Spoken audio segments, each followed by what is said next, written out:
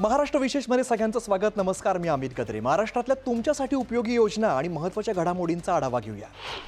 Davos इकडे झालेल्या world economic forum 2026 मध्ये मुख्यमंत्री देवेंद्र फडणवीस यांनी महाराष्ट्राचं प्रभावी प्रतिनिधित्व केलं. या मंचाच्या माध्यमातून महाराष्ट्रात कोट्यवधी रुपयांची गुंतवणूक येत असल्याची मोठी घोषणा त्यांनी केली.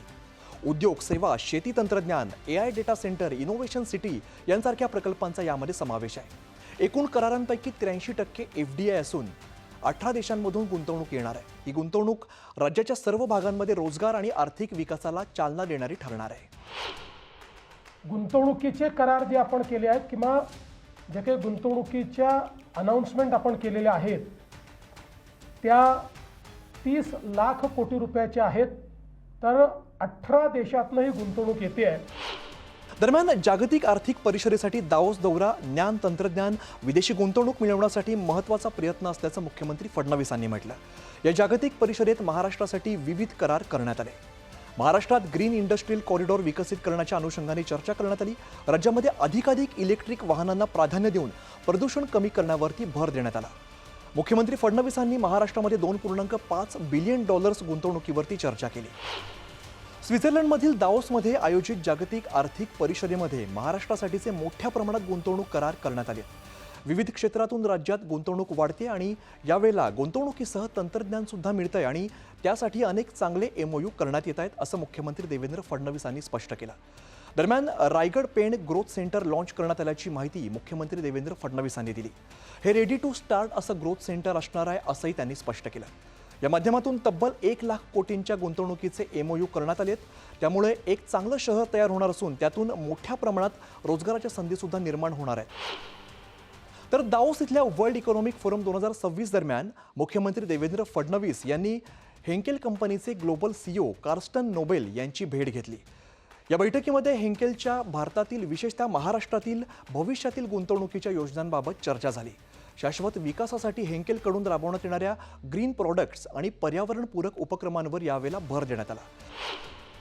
दरम्यान दावोसमध्ये मुख्यमंत्री देवेंद्र फडणवीस यांनी डेमन शिपयार्डचे CEO अर्नॉट डेमन यांच्याशी सागरी क्षेत्रातील पुढील पिढीच्या नवीन कल्पनांवरती चर्चा केली.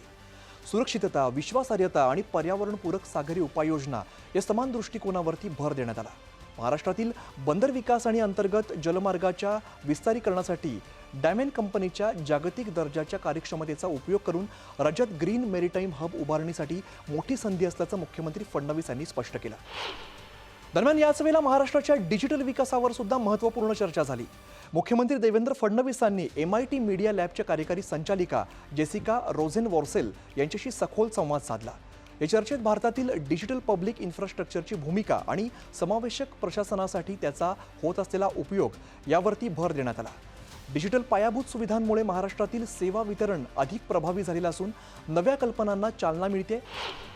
पुढची महत्त्वाची घडामोड आपण बघूया. दावोस इथल्या वर्ल्ड इकॉनॉमिक फोरम 2026 मध्ये महाराष्ट्राच्या स्वच्छ आणि शाश्वत औद्योगिक विकासासाठी ऊर्जा क्षेत्रात महत्त्वपूर्ण चर्चा पार पडली.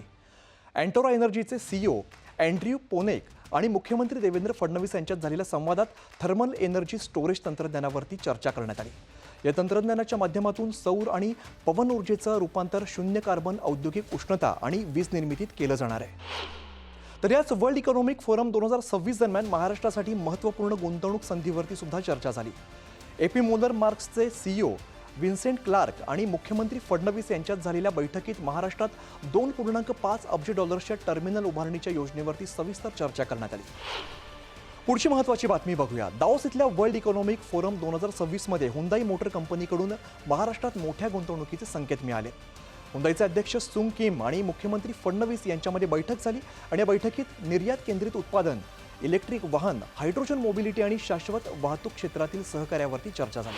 चला जाता जाता आता आपण बघूया CMO महाराष्ट्रानं ट्विट केलेली दावोसमधील काही खास क्षणचित्र.